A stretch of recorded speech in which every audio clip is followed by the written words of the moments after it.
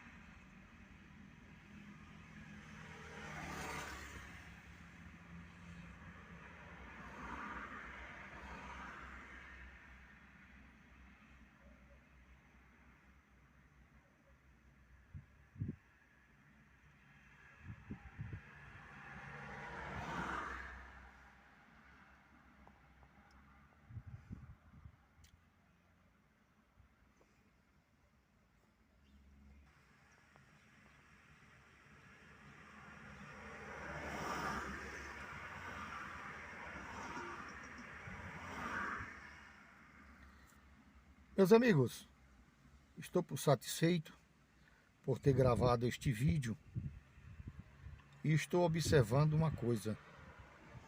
O fluxo de caminhão está muito pouco. Os carros pequenos estão voltados para ir para casa dos seus sogros e sogras, tios e tias. Hora do almoço está chegando e a galera estão se aproximando. Alerta BR no YouTube, Almir Santos no Facebook, Almir Santos no Instagram. Beijo no coração e até o próximo vídeo. Fechar esse vídeo aqui com 6 minutos. Só hoje eu gravei 3 vídeos. Só agora pela manhã. Como é bom poder dizer obrigado, meu Deus. Muito obrigado.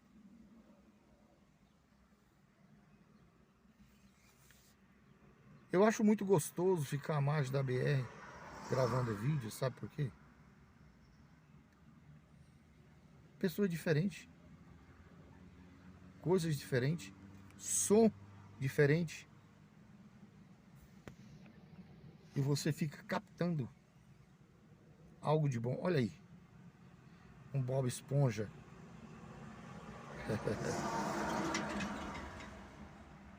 Então, tudo é diferente da cidade. Ok, beijo no coração e até o próximo vídeo. E tchau, tchau.